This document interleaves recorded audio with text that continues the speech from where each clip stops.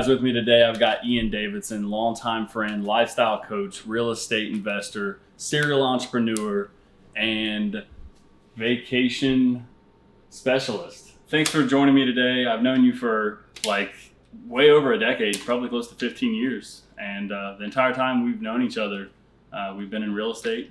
You've been doing real estate. You've been selling vacation experiences and vacation properties. And now you're a successful landlord.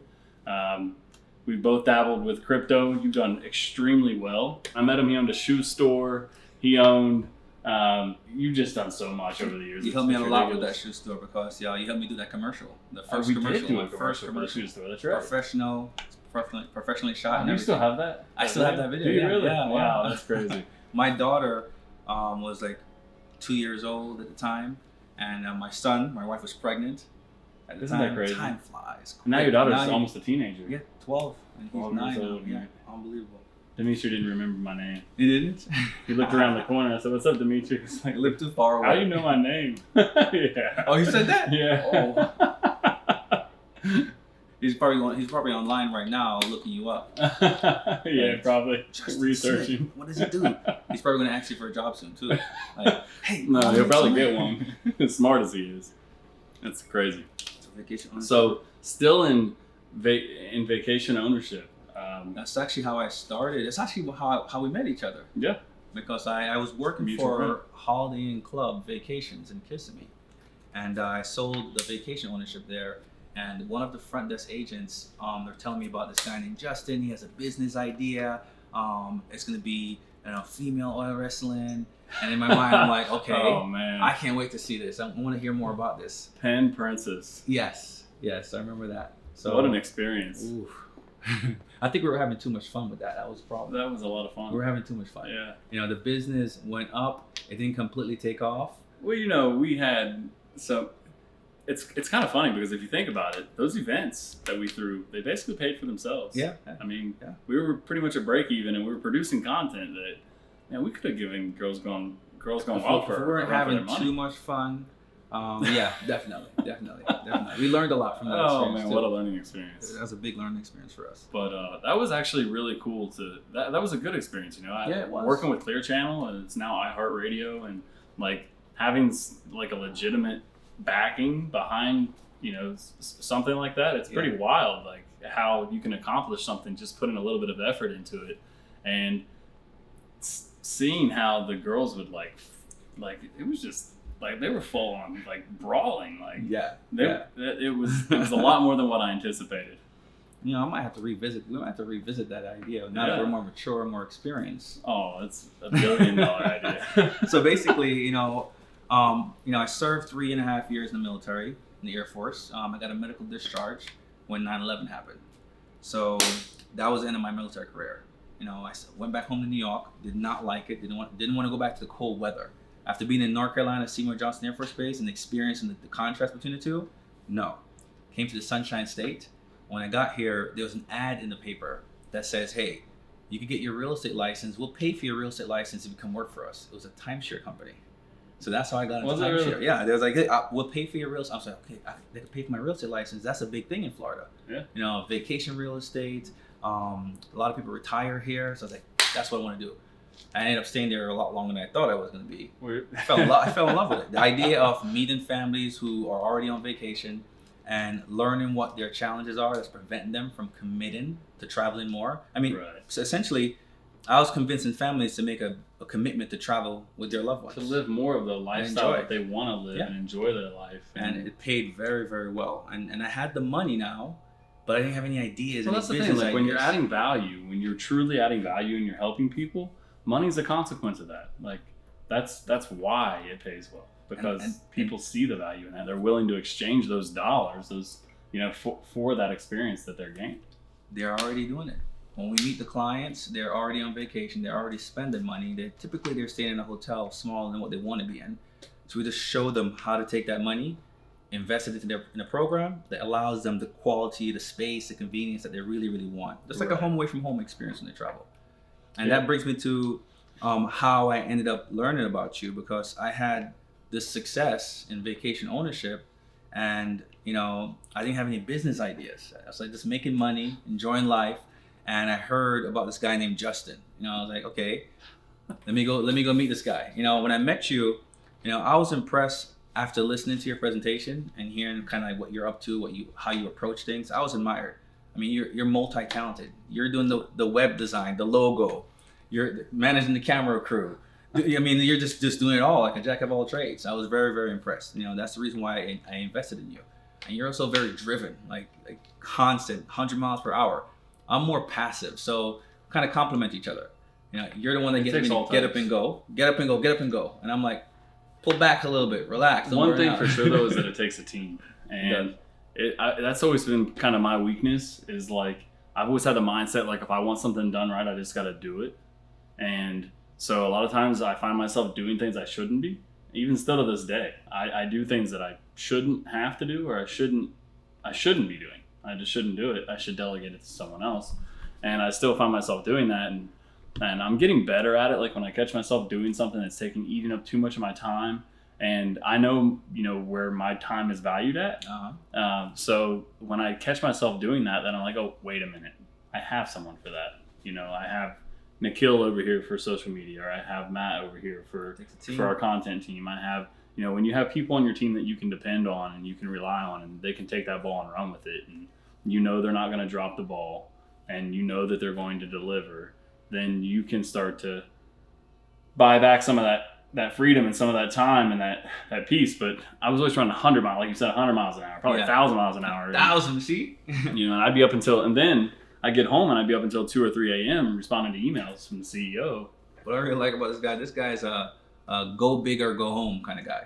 It's like all in, or forget it. Let's just not do anything. Yeah. So that's how we I mean, sometimes like a lot of times it's like you take a good idea, you put a lot of effort into it, you put a lot of money into it, and sometimes it works and sometimes it doesn't. But you got to throw a lot of stuff at the wall and just some of it's going to stick and some of it won't. Absolutely, I agree. I think like over the years though, I've learned there's no real need to reinvent the wheel. Like there's a framework for building and growing a successful business. Yeah. And more or less with the right knowledge, the right know-how, the fundamental skill set, and the right amount of time and effort to put into something, you're going to get the desired outcome. So absolutely, you just got to invest our time where it's going to get us the greatest benefit or the greatest result. So you've done a really good job of that over the last 10 years or so. You've done really well. Crypto. You really. Oh, yeah. I don't know. Who got into crypto first? Was it me or you? I got into crypto first. Yeah, I remember. You had your fingers in everything. I was so Brandon over at Investment Joy, a lifetime friend of mine. Him and his brother Ben were importing these 333 megahertz mining hardware. And I got in on an order with them and ordered a ton of these things. And I had like arrays of these little 333 megahertz mining chips. And at the time, I was mining like 2 or 3 Bitcoins a day. Like back in the day, it was easy, and then it just kept getting harder, like within like a month or two, because everyone's buying these. Like Brandon was literally importing, I think he imported like a half a container, a quarter container. It was a lot. He bought these things in bulk and would sell them on eBay. And they were like $150 a piece or 200, I forget. But then like by the time they would liquidate, by the time they would sell off all that mining hardware, new chipsets, new ASIC chipsets would come out where they were like double the speed for the same price or for very little more. So and then it became, as because Bitcoin is finite, there's only 21 million that can ever be mined. As it gets closer to mining the at its complete capacity, the miners work slower. Like solving the algorithmic, it's hard to solve the algorithm. Exactly. The rewards start to drop too. So it costs more in energy. Exactly. So the you start making less and less money. But the halving, which is every 4-year cycle, what's where that? Bitcoin halves, where the reward payout gets cut in half. Right. There's always a huge uptick whenever that happens. So that's what I'm waiting for right now. Despite there's a spear in the market right now, the halving should be a breath of fresh air. Yeah, that's if history repeats itself, we should start seeing it moving. One thing for sure about crypto, a lot of people are freaking out right now. After last year, I remember the Solana conference. One of my favorite coins. Yeah, well, so one of my favorite like blockchains in general, like Solana as a platform, is super legitimate, and it's like bulletproof, and they made it so developer friendly. So like if you want to build, off the Solana stack, it's. I mean, I would say that's probably the smartest path to build a blockchain backed or blockchain based tech company today. Yeah. But I remember at the conference everyone was saying like sell all your Bitcoin, sell all your crypto, like sell it all because before December. And that was last year. Yeah, last year. So sell it all, get out now while you can. And I didn't listen, so I was like, "Well, greed gets this." Well, it's not even greed. We want to hold, and I'm still holding.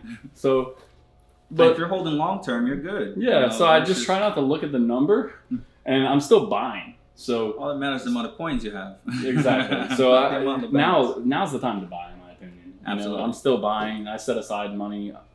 Every time I get paid, I just set aside money and I'm buying crypto. I do about 5% of my paycheck into crypto. Yeah, dollar cost average. Yes, that's. I mean, when I first got involved, you get into this gambler's mentality. It's natural. You get excited because when I got involved, it was when the crash happened. It was in COVID, back in March. I mean, Bitcoin went down below 7,000. That's when you got like real serious. Yeah, that's when I got real serious. Okay. Because you had crypto way before that. I had crypto from back in 2000. Dude, I think I was buying Bitcoin at like 2013. Like less than $1. 2013 is when I got that. I moved thousands of Bitcoins. It was ridiculous. If you look at my Coinbase account, I probably sent like if you equated it at 60K when it hit like its cap. Like, I still regret selling 44 Bitcoins when I thought Bitcoin was done. I thought Bitcoin was done When did you think it was done? Well, when Silk Road got shut down by the feds, yeah, I thought it was done. Yeah, it just tanked. And then as soon as I sold all my coins, there's been it's been a rocky road with crypto. I mean, all the market scandals, Mt. Gox. Yeah. There's been a lot of stuff like happened to dissuade people from even getting involved in crypto. But like when you understand the fundamental, the fundamental basis for which crypto is built upon, and the underlying technology, the blockchain, and you understand its true potential, it can truly revolutionize the world. The biggest thing hindering crypto right now is government regulation, which I think is probably the biggest hindrance to the free market. And this is where general. People's beliefs start to split apart, because you have one group that wants the regulation, that the regulation's good, and you have one group that feel crypto should be free market where anyone could, But here's what I've noticed. You know which group I'm in. I know. I know. I want to be free, man. I think that some form of discipline or regulation is needed, because this is how you prevent the big guys, the guys that get too big, from taking advantage of their investors. This is how you protect them, because like right now, what's happening right now with FTX, how it just crashed. Right. Because the creators or the founders or what's the right word to use? That's all from perceived value too. Like when other people bail, and when big people pull out, it influences other people to do the same. It creates a negative connotation. Absolutely. People start, and fear drives, really drives the market in that direction. So people, their reputation suffering as a result of. If your wallet gets robbed, if your account gets robbed on the bank account, it's insured. You have some form of protection. All right. You're saying with regulation. Yeah. So regulation has some value. I just don't think it should be overly regulated. There has to be something to keep. There are free market mechanisms. Keep the players in check. A truly free market would regulate itself, but there would be people that get hurt either way.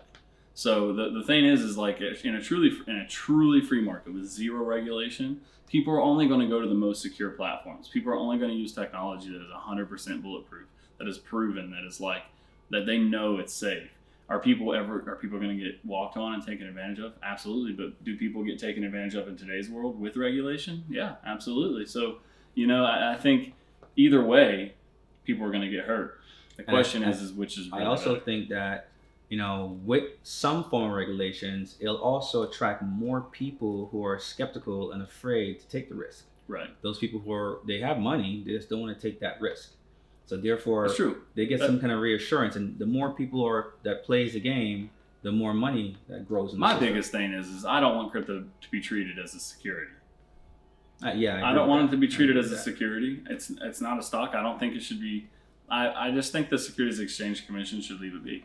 But I think I wish, in terms of regulation, as far as I'm concerned, I think that for it to serve its purpose and to truly be instrumental as a monetary instrument and perhaps replace fiat currency altogether, and restore private ownership of our data. The potential of the blockchain is enormous, but with government oversight, it's prohibiting that from actually taking place. Well, you said something before that it's really, if we're to zoom back out a little bit, really the technology is really what I'm excited about when it comes to crypto, because it splits off into, store of value, currency exchange, smart contracts. So you're just talking about, with the regulations. I had a thought to slip my head. So the smart contract executed properly, is regulatory. It upholds.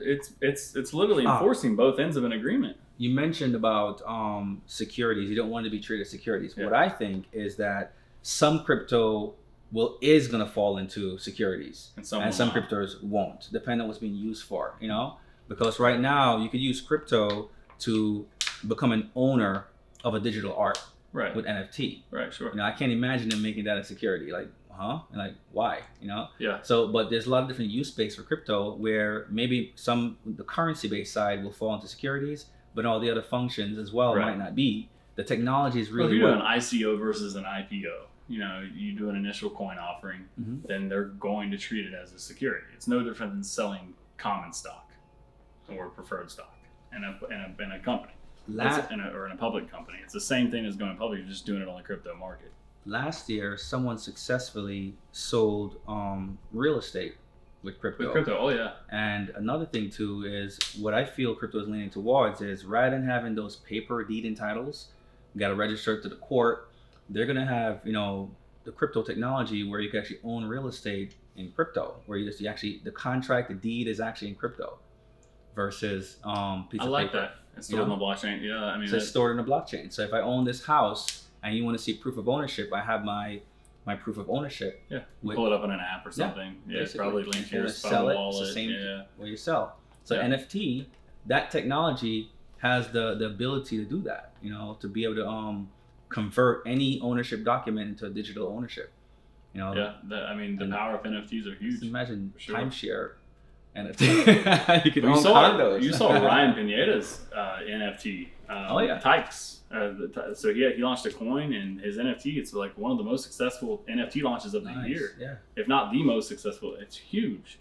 Now Brandon at Investment Joy, he's launching an NFT that Matt Cox, the pop artist, did like a painting of him in his laundromat, and they're going to be launching that NFT. I think they have 2,000 tokens or something. So.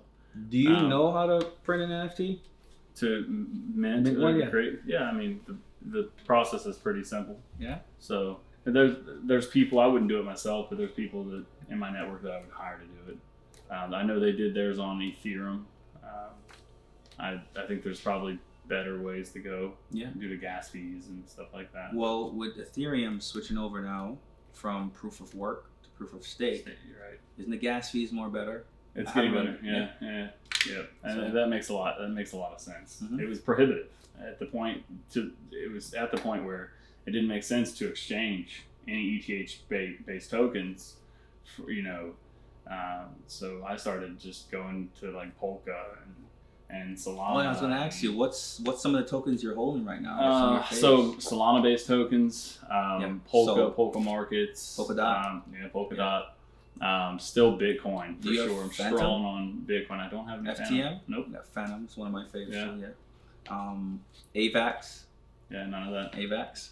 Which other coins that you have? No, I've got. So I went in and got some. So I still got a bunch of Golem. I've got. I've got. What about Mana? I've got Mana. A little bit of metaverse. Yeah, I've got a bunch of the meta. How diversified. Yeah. Like, what kind of tips would you give to new investors? So my investment thesis is like, I don't day trade. I'm not looking, for moves in the market to buy and sell. I don't have time for all that. So I treat investing in a token just like I would investing in a company on WeFunder or something. Like, how credible is the company, the founding team? Have they passed KYC? Know your customer. Have they had any successes in their past? Like, what does the technology really represent? How far along is it? Do they have any traction? What have they raised any private capital? What do they have? Like, what are their strengths and weaknesses? Is it a smart investment or not? So it's important I think if you're going to make an investment, it's important to make sure you know what you're investing in and who you're investing in, and it's not just going to be some rug pull or bag grab, and your money is well placed. It's no different than investing in real estate or anything else. Like, you're not going to buy a property where you think you're going to lose your ass. Like, you're going to buy a property where you're going to make some money. Many people, when they get involved, they don't want to do the research. They just want to make the money. Yeah, everybody wants, of course. Everybody wants to take the easy way out. Everybody wants to just like have everything handed to them on a silver platter, but that's not realistic. That's not life. Like, we have to do the work if we want to get the reward. And you know that, yeah, and I know that. Yeah. But I guess for some people it is realistic. Some people do have everything handed to them, but that's just not the real world. That's not real.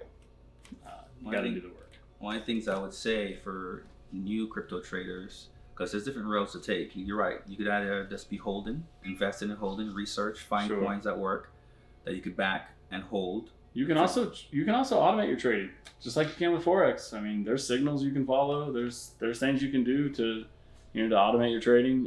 If you want to trade, you can trade. It's just the way I see it is like, look, if I believe in this technology and I know that this is going to change the world, I know it might not happen tomorrow, it might not happen next week, it might not even happen in 5 years, but eventually this is going to change things. Like things like medical records and the metaverse, and like things are going in this direction, undoubtedly. And if you're going to choose the path of being a trader and trade, you want that instant money, that fast money. My only advice really for first timers is to take the taxes serious. Oh man, take it serious. I mean, many years ago there wasn't money regulations, and Uncle Sam didn't really come after you and worry about crypto. Now it's a different world. They're serious now. Well, you got hit pretty hard. Oh yeah, this year I paid $122,000 in taxes for crypto. Yeah, that was the most painful check to write. Ouch. Man. Yeah. But the feeling of getting IRS off my back is also priceless. Just felt like eyes watching me all the time, like waiting for their money. And what are you using now to automate all of the ledger and your accounting for your trades, for your taxes? For my taxes, I use Coinly because they have different ways of pulling the information from the exchanges, right? Whether it may be to our API or just print out the actual Excel sheet and load it up into the Coinly. And do they cover all the tokens? They cover everything? Yeah, they cover everything. That's the largest variety I've ever seen out of all the current. Yeah, that's good. It makes your CPA's life a lot easier. Probably saves you a lot of money at the end of the day. Mm-hmm. And in terms of exchanges, which exchange do you feel that you use, that you feel more comfortable using? Me personally, when you buy your coins. I'm strictly, of course, you can't buy everything on Coinbase because not everything is on there. But I'm strictly for most of my purchases, I buy through Coinbase. I of course have used what's the name of the wallet? The Trust Wallet? No. MetaMask? Yeah, MetaMask. Yeah. So I use MetaMask to buy things that aren't accessible. Yeah. But then just store all of the tokens offline. So if there's one thing I've learned over the years is seeing so many people lose when markets go down or when there's some kind of scandal. Don't leave your tokens in a market. Coinbase on the exchanges. Don't leave your tokens on the exchanges. Right. Okay. Definitely keep it air gapped. We have a mutual friend. He's in Vegas now. He used to live here in Orlando. Sasan. Yeah. The So, nose. so I was actually just out in Vegas. I thought about him. I didn't hit him up, but I'll be back in Vegas here soon, so I'll have to look him up. Message, yeah. He's in vacation. He's also in vacation well, right? ownership. Yeah. Yeah. Okay. It's big in Vegas. But he also got in crypto, and he was telling me a story about how he I think he lost pretty big, like $500,000 or quarter. It was a lot of money. I forget how much it was, but he lost a pretty substantial amount of money through a SIM swap. SIM swap. Yeah. So how does that work? A SIM swap, like I guess someone knows someone that works inside the phone companies, like at Verizon or wherever. Yeah. And they get them to assign your number to a SIM card for just long enough for you to pop it in a phone and get a text message to verify and log into the marketplace, drain your wallet, and that's something someone new should watch out for. I mean, what's something we can do to protect ourselves from that? If you Google like SIM swap crypto, like people are getting indicted. People are getting caught for doing this stuff. Okay, good. So yeah, good. Yeah. Well, what would you recommend to reduce that risk? I mean, don't keep your money in the exchanges. Okay.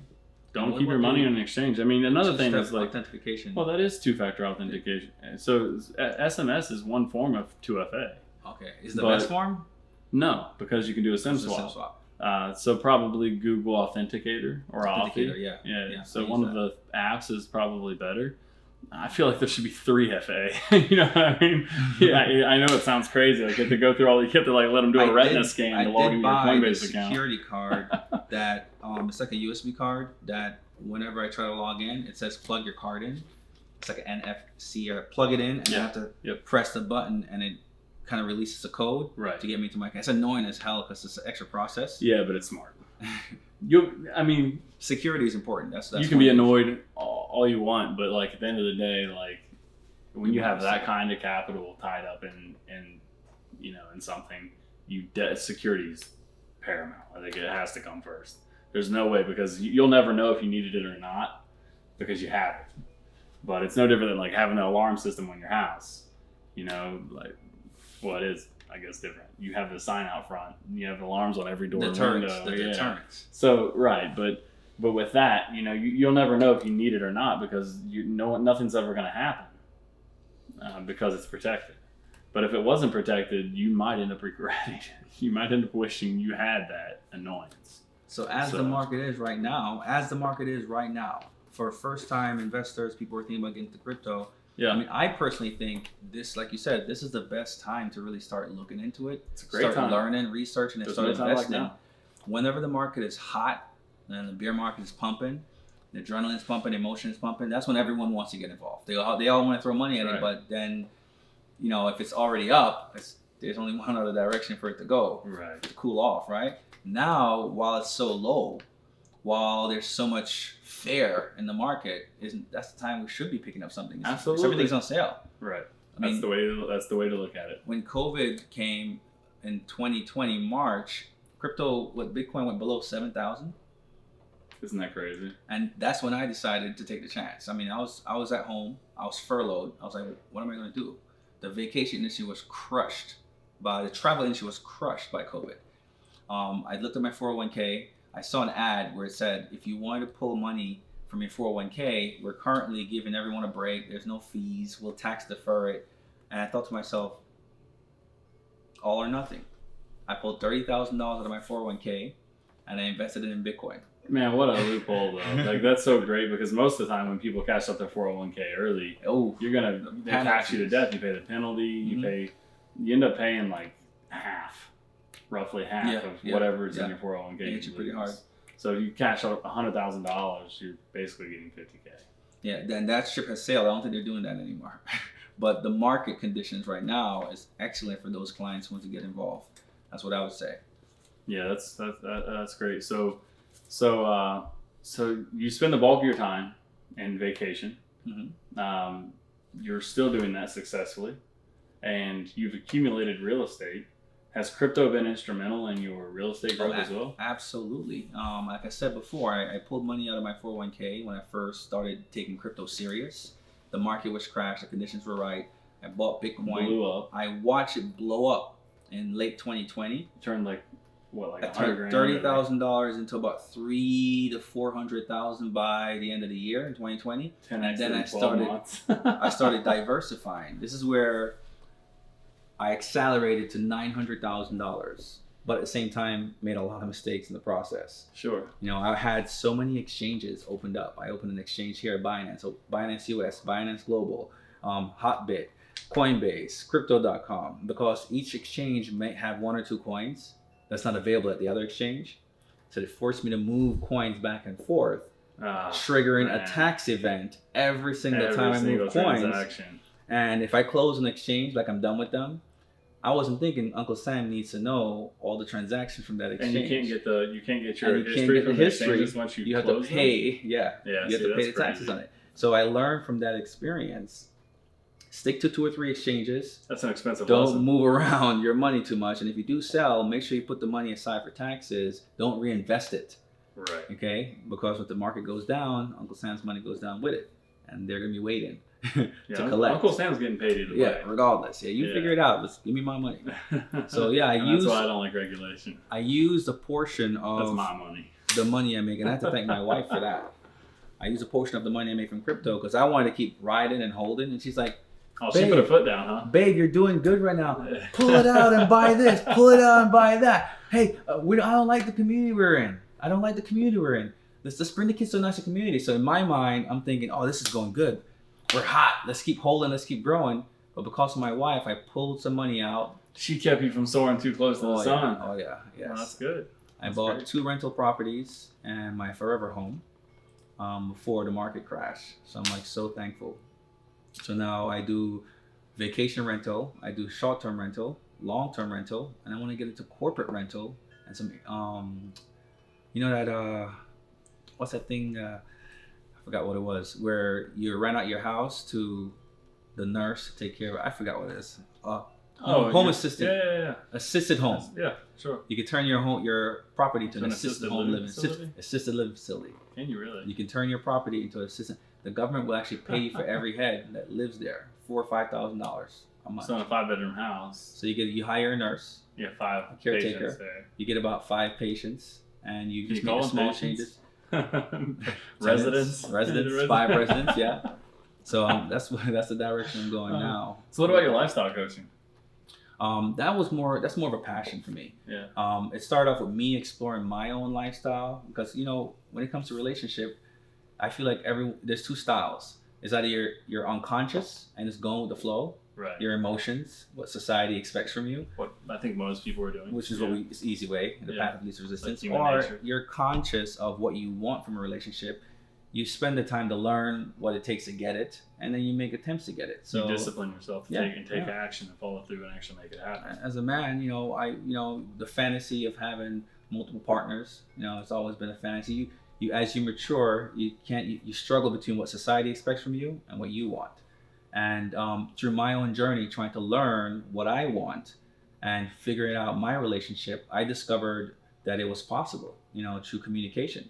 I feel like all relationships is just an ongoing negotiation. We're negotiating with each other about what we want. Sure. And if we fail to negotiate, the relationship's going to fail. That's true. Yeah. I think in a lot of people, they struggle at communication. They struggle at communicating their actual wants and their needs and their desires. And as a result, they end up being dishonest. And it's unintentional, I think. Like, they're not intentionally like just lying to people just to lie to people. It's just they can't be honest with themselves about who they are. They haven't fully accepted it and embraced it because of society's expectations of them. So they naturally but it's also not human nature. It's not their nature. So they can't admit that they're living in a way that's not in accordance with the way they're programmed, with their natural desires. So what happens is they end up exploring those things anyway and being dishonest to their partners, causing distrust. And that's what results in so many failed marriages. And I know you've actually had quite a bit of experience, like people and failed experiences, or in people that are going through, struggles in their relationship, and you've been able to bring them back to joy. Yeah. That's basically what I do when it comes to relationship coaching, lifestyle coaching. I try to just teach people how to negotiate. Let them remember that you could negotiate. You could say, hey, you know what do I need to do in order for you to be comfortable with me experiencing this? And then, your partner has to be able to say, okay, what do you want to experience? How is it going to affect me? What's the duration? How long do you need to experience this? Is it something that's repetitive that you have to keep experiencing over and over again? Is this a one-time dream fantasy? I think couples, if you're married and you're a wife and your husband has a fantasy or a dream, or vice versa. Or vice versa. It's right. healthy to say, surprise him for his birthday. Surprise her for her birthday. Let them experience it. These. I think it's a taboo. I think it's probably misleading that men are primarily the ones that have these fantasies and desires. That's, the women. No. Women have it just as much. Women are just better at hiding those things. They're better at hiding. You think so? Men, we wear our feelings on our sleeves when it comes to relationships. But women keep it bottled up. Women they keep it to themselves. They won't talk about it. And also, too, they have to get very comfortable before you see the certain part of them. Right. The conservative side is always what we see first until they get close. That makes a lot of sense. Yeah, but I've met a lot of couples where the woman, the wife, the partner, the female is the one that's excited about exploring, trying different things. I've seen that dynamics as well. And the male's not. He's content. He's comfortable. There's guys who are comfortable. They've done it. They've done their partying. They've done their fun. Right. So those dynamics are all things we don't really understand, because when you're dating someone, you don't say, this is the age group for sure I want to date. I can imagine that could be pretty hard though. I think most people don't do things out of fear of rejection or fear of what could happen. So we don't pursue something because the answer might be no. But the thing is if the answer is no, then we're in the same place we were anyway. So what's there to fear anyway? Fear really stands for false evidence appearing real. It's not real. So why have any fear? If you know you want something and you know that's what you want for your life and for yourself, only you have the power to get that. So it's are you just going to wait around for the universe to make it happen for you, or are you going to get it? Are you going to do something about it? And I think people that just kind of go with the flow and just expect life to just, expect the world to just fall into their hands, they end up disappointed. They end up miserable. They're not very happy because they never really pursued their happiness.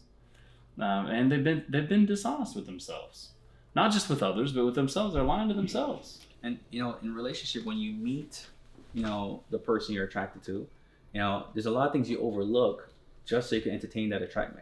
That adrenaline rush, that butterfly that you feel in the beginning, you're driven not by logics. You're driven by your emotions. Sure, yeah. And it's not like you have a roadmap to how you're going to make this relationship work. And what people quickly realize is that even though you might like someone for this reason, they may not be capable of satisfying all your needs. We expect our partners to be, for example, a husband expects his wife to be a good housewife, good mother for his kids, but then a freak. She might not be all three. It's hard to maintain all those things, in a relationship. So unless we're aware of this, we're not prepared. Dating allows us to discover, but oftentimes as soon as you fall in love, it's like, boom, let's put the ring on it.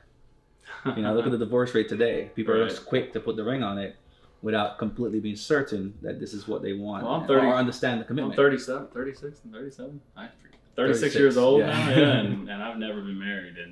And you ever gotten close, proposed, or I've gotten. Honestly, me going to prison saved me from getting married. Saved. I may have saved me. It sounds horrible. I'm sorry.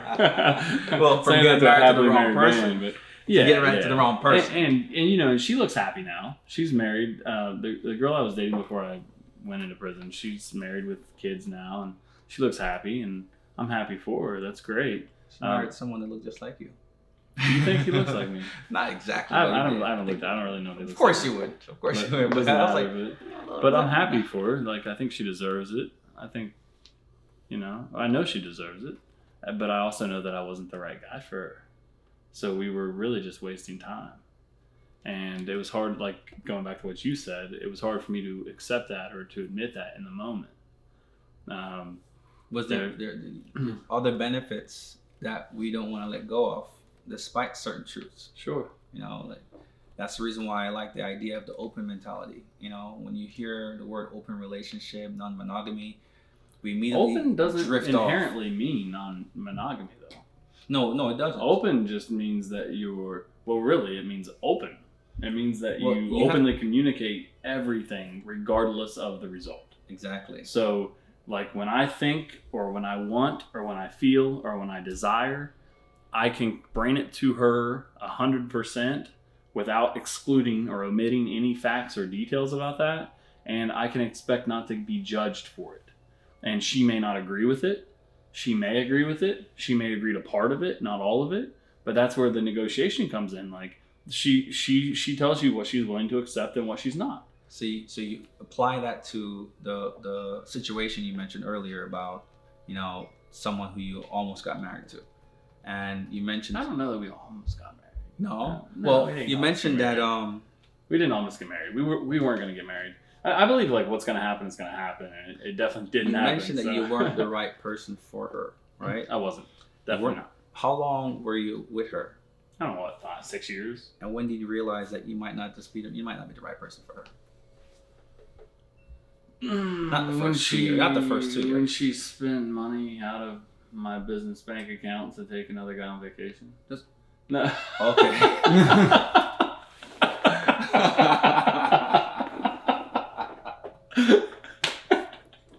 That'll do it. That'll do it. But I still wish her well. You know. That'll do it.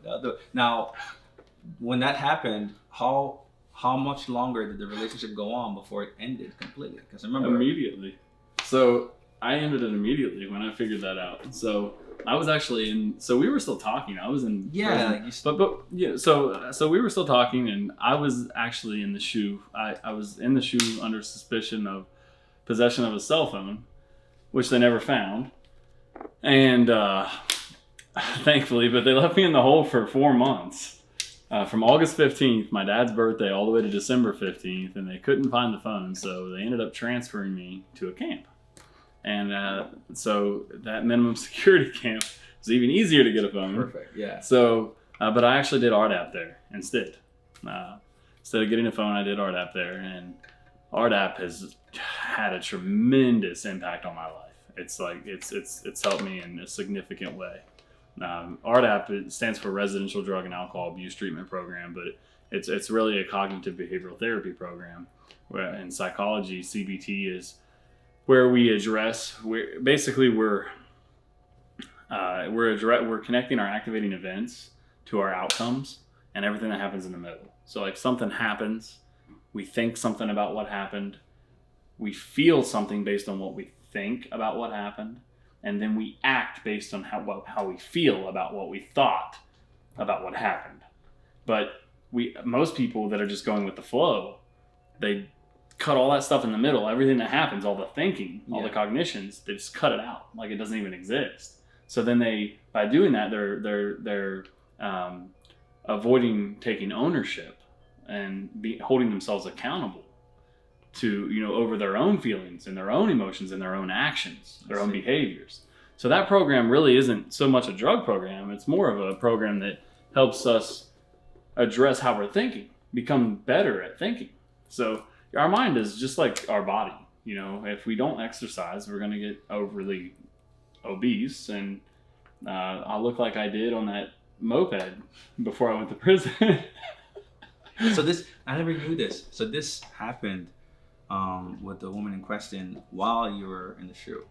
Yeah, so what happened was you it get was one phone call a month from the shoe. I thought it was before that you realized the person wasn't. Well, no, I probably did. I think so, like subconsciously. I was working so much. I was like, you know what? I'm just like, I wasn't even like thinking about it. Yeah, you're so work, and that was what she hated the most. Yeah, she hated it. That's what all women in my life have always hated the most. Is that I work so much that I've learned, like, if I'm going to keep a woman happy, I'm going to have hard limits with work. I'm going to have to say, look, I'll work my ass off until 6 o'clock.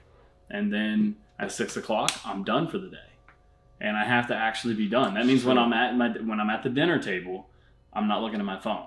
That really upsets women. Like, and it's disrespectful. Think about it. Like, I'm thinking about something else, but at the same time, I have customers to take care of. I have employees to take care of. I have people that are depending on me. I have other dependents other than just a woman that I have to keep happy. Balance. Yeah, but there is none. I mean, at this point, like when I think building a startup from nothing, having minimal resources, having a very small team, having tons of customers and gaining like 50 new customers every single day, like it's a lot to take on. You know, it's a lot to take on. And until you can systemize, get the right systems and processes, and then the people in place that can handle all of those things for you, you have to do it yourself. There's no other way. You gotta build the empire, build the business, and get it automated. Then you can free yourself to settle. If you try to that'll be the day, man. If you settle in between, you're we're getting there. We're getting to a point where I can finally afford to hire people who are better at me at certain tasks. And that's kind of like a rule of thumb. Like, if you're not better at me at what I'm hiring you to do, then I'm not going to hire you to do it. I want people that are smarter than me on my team. And, I was never the A student. I was never the, I went and got my college degree, but barely. I partied through college. So,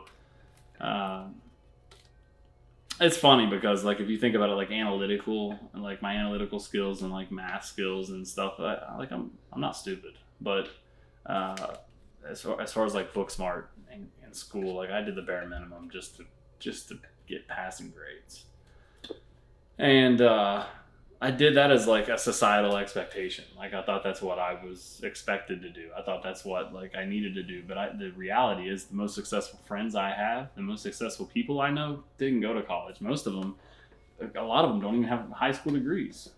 They have GEDs, or they were homeschooled. That's one of the things that intimidated me as well, because I never completed my college course. After I left the military, I started going to college in the Bronx. And after a while, it's like driving back and forth from Queens to Bronx got too much. I didn't want to be in New York anymore, so I came here. And then just dived into work. I started doing so well and becoming so successful. The last thing in my mind was going to college. Today, I feel like, okay, I made a mistake. I should have learned. I should have got a degree so I could have something to back it up. But I've still managed to. I don't think so. I think like we're always gonna feel like if we don't have something, we're gonna feel like something's missing. But like if you look at what you've accomplished, and you look at the impact you're having on people's lives, both personally and professionally, a college degree can't buy that. So I think you wouldn't be where you're at today, and you wouldn't be in a position to help people find the lifestyle that they're looking for, whether that's through vacations or being able to spend more time with their family, or being able to communicate better with their partner, or being able to live openly and happily.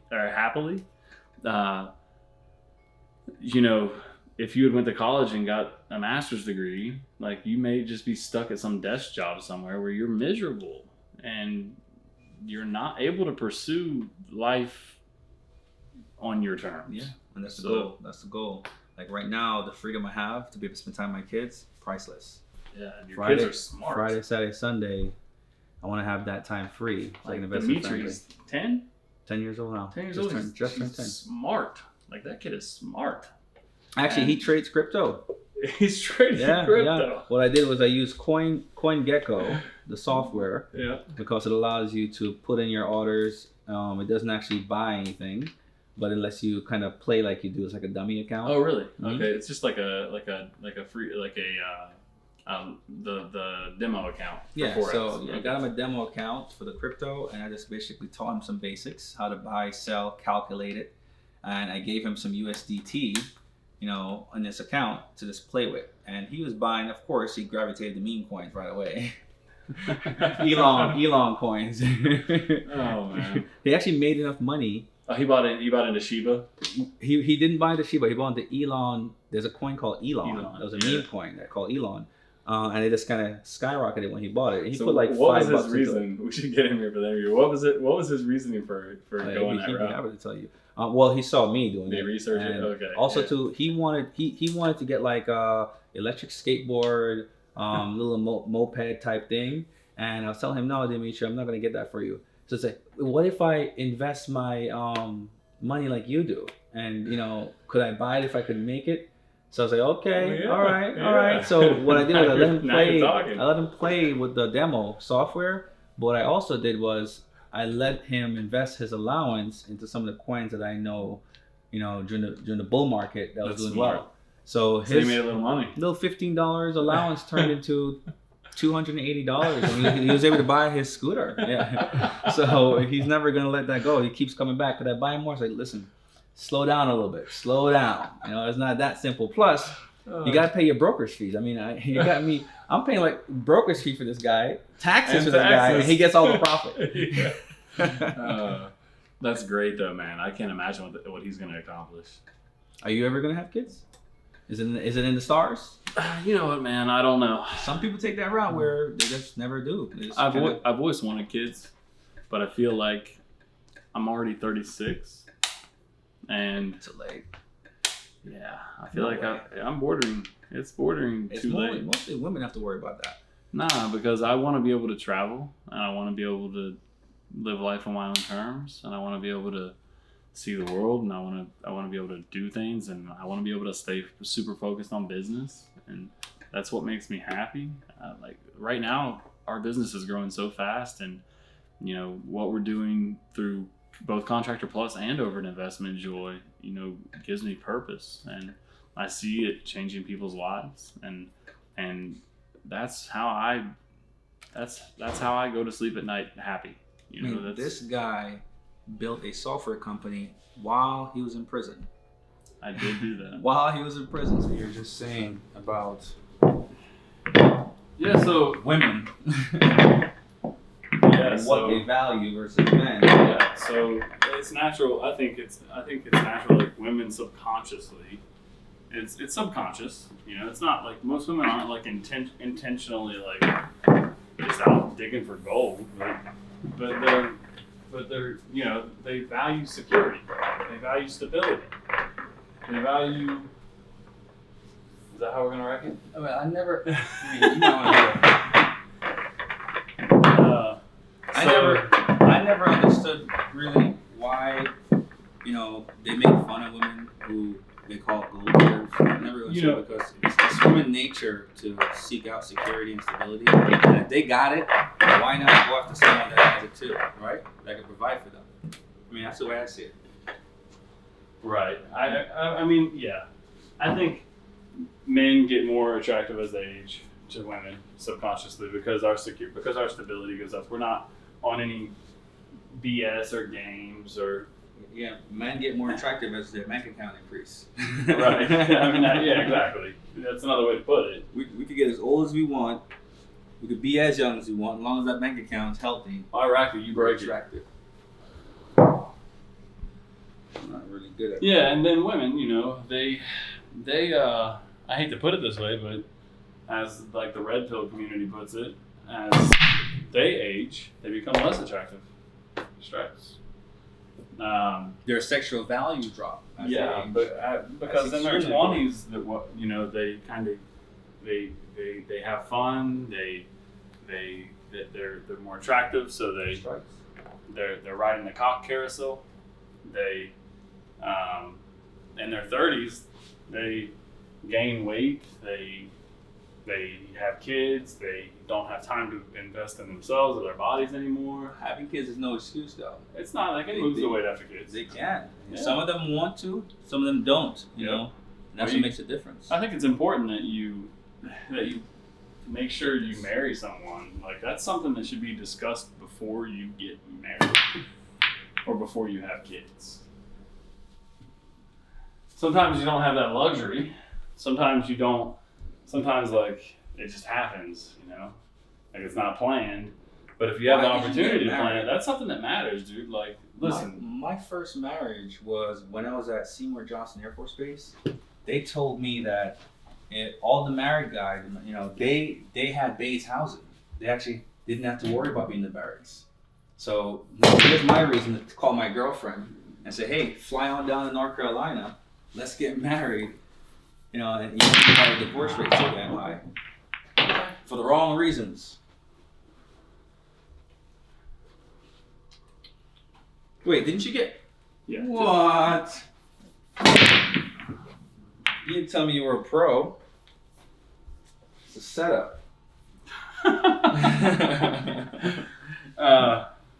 So yeah, I think not all people operate the same, but in my experience, women who want to pretend that they're different, that they don't operate that way, that they don't see a man's value in that way, they're lying to themselves. They're not being honest. Or with they're just themselves. too inexperienced They're because too experienced. They don't even understand it. They don't know. It's over their head. A lot of this stuff is subconscious behavior. Like it's subconscious. Like we don't even know what's going on. People aren't in tune with how their brain is really working. who do you think cheat more? Ooh, women. Hands down. 100%. Well, they cheat. What about you? What What do you think? I mean, I think men are more prone to cheat. They're You more think prone because it's in our nature. I think it's easier for women to cheat because It's women easier. don't women don't even have to try. If they want to get laid, they just go to the bar. It's easier for them to cheat, but Woman goes to men the bar, are more, sits down, it's done. men are more prone to They cheat than women are. I mean, it's in our nature. A woman doesn't even have to be attractive. It's not even like it's not even a prerequisite to be attractive. A fat girl can go to a bar and get laid. Did you know that? I mean, it's not. It goes all the way back to our roots, like way back to our caveman days. Survival. Yeah, the mortality rate was very, very, very, very, very high. What did you put You know, before medicine came along, right? Okay. So think about it. The cavemen, right? They were able to sleep with any woman they wanted to, because they didn't have to ask permission. Ah. Oh. No! Oh! I lost the game. Oh no. Game over. Re-rack it. So, did you know that back in the caveman days, the cave women, they used to sleep with multiple cavemen so that the cavemen wouldn't know which of them is the father. So she'll get more meat, she'll get more attention, more resources. Is that true? Yes, it's true. Really? Look it up. So back then, survival, cheating was actually part of it. The ones that cheated are the ones that survived. That's crazy. Because they get more food, more protection, more resources. And, you know, if you have more kids, I can't say something. Who's listening?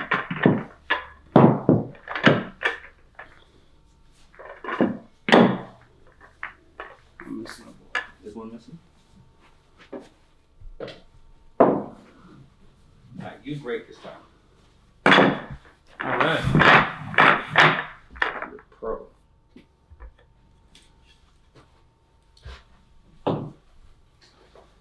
Yeah, I don't know. So what like in the vacation ownership, what really like has kept you in that for so long? Is it sales? It's sales. I mean, It's the process of I selling. can't imagine myself submitting myself to like a salary-based job. You know, I like the idea of the harder you work, the more you make. That's what I like.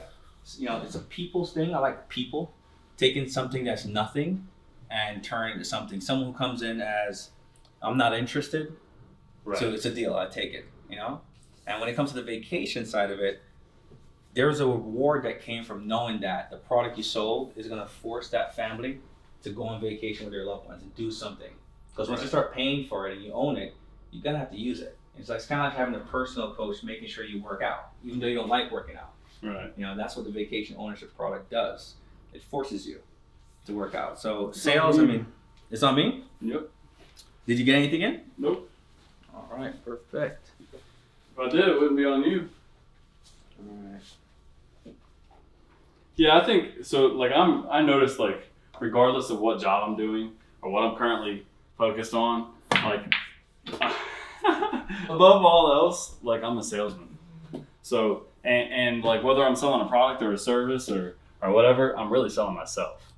And so like, and what I mean by that is like, sales is the process of getting to know the person that you're talking to.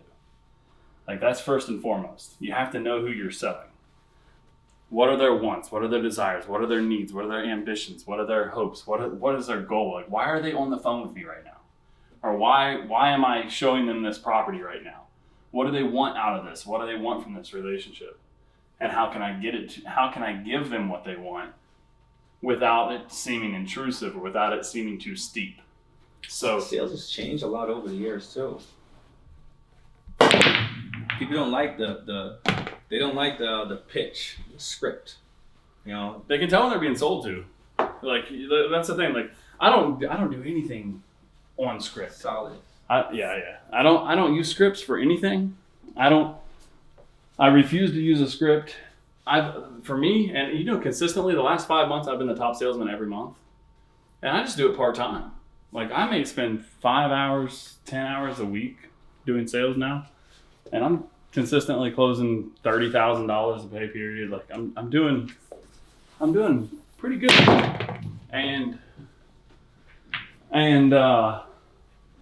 other people can't sell like that, and it's because they either like they don't have the conviction, or they're too focused on a script. Like they're too focused on overcoming objections. Like it's all objection handling. Like when people say this, do this. I mean, there are steps, but I still believe that the best defense is a good offense. Yeah, I agree. I think it's better to just oh, that's crazy. When it comes to overcoming objections, it's better to handle them up front.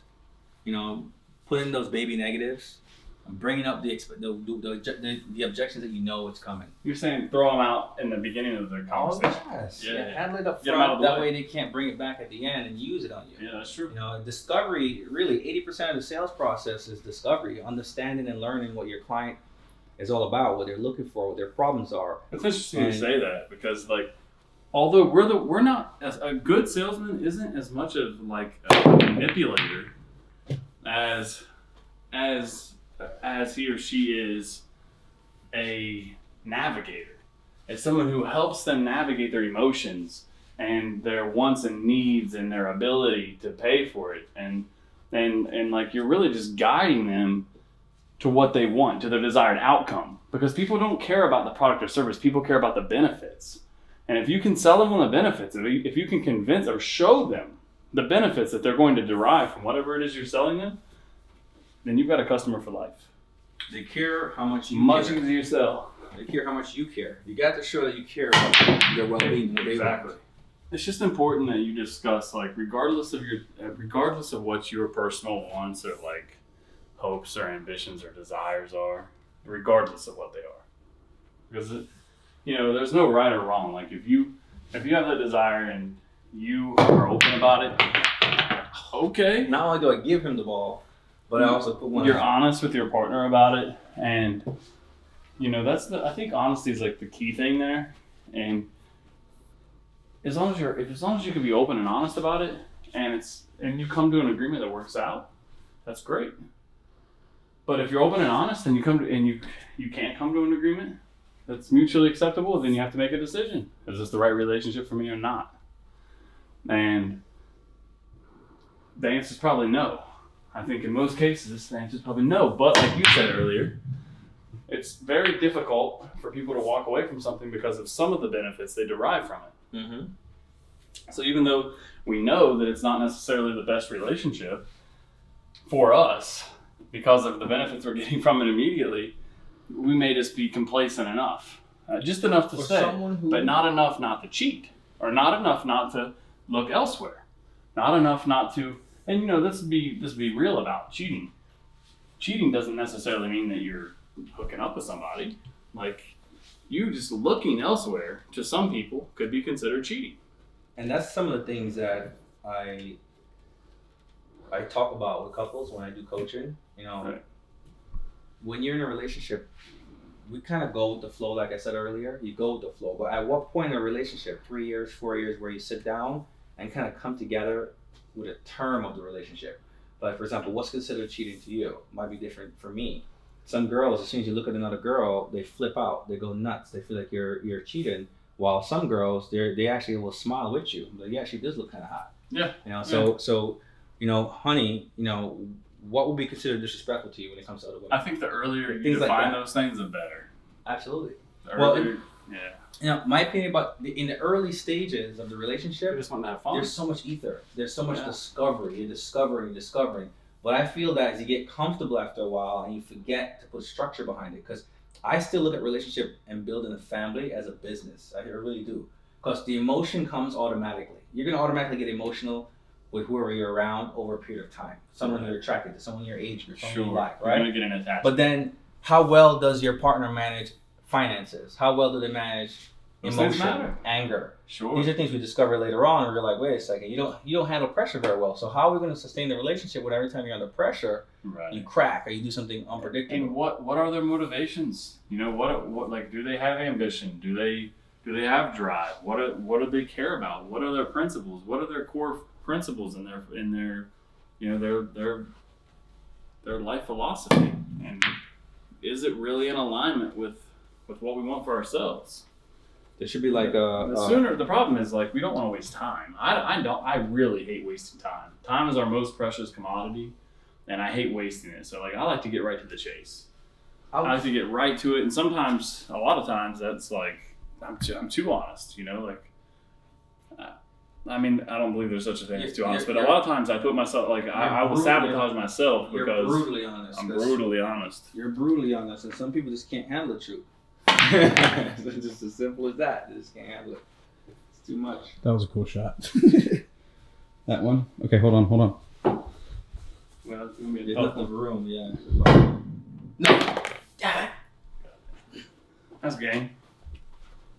Oh. No, you ain't getting that in. Oh, yeah. No, How much on bet? You're not getting that in. Hold on. Huh? $5. 500. See what I'm talking about? 500. Come on, big money bags. God. It's been real. Still got it, bro. I need to practice. So, if people want to get a hold of you, how should they reach out to you? You can go to www.iandavidson.info. And Instagram, Facebook? Facebook is Ian Davidson. Okay, Yeah. Ian Davidson. Yeah. So, but all your information, your social links are on www.iandavidson.info. And yeah. cool. So go check out Ian's page. He is a wealth of knowledge. I've personally witnessed and experienced the impact he's had on so many people's lives, personally and professionally. I see what he's done with crypto and real estate, and I see, he's an excellent father and husband and a leader in his community, and he has a lot of value to bring to the table. So if you're interested, whether that's personal lifestyle coaching or crypto, real estate investing, or short-term rentals or vacation ownership, or go check out Ian at www.iandavidson.info, and he'll definitely get you fixed up. We're short on time here. We had the hurricane. What was this? Nicole. Hurricane? Yeah, first it was Nicole. Hurricane Ian. And then you Now we know gotta how have women Nicole. are. They're always late. We're out of the hurricane season, but here comes Nicole. Kind of wreaked havoc on your yard here, She did a though. pretty good blowjob there. Yeah. Yeah. Knocked everything in. Wow. Oh my. Well, thanks for spending some time with me today. And yeah. It's been great seeing you and catching up. And I'll be back in Florida here in a couple of months. I'm speaking at Podfest. That's So what's up, yeah. yeah, I'll definitely see you soon. Yeah, If you don't make it to anytime, man. Columbus. Let's hope that you move back to Florida one day. Oh, I'm coming back to Florida.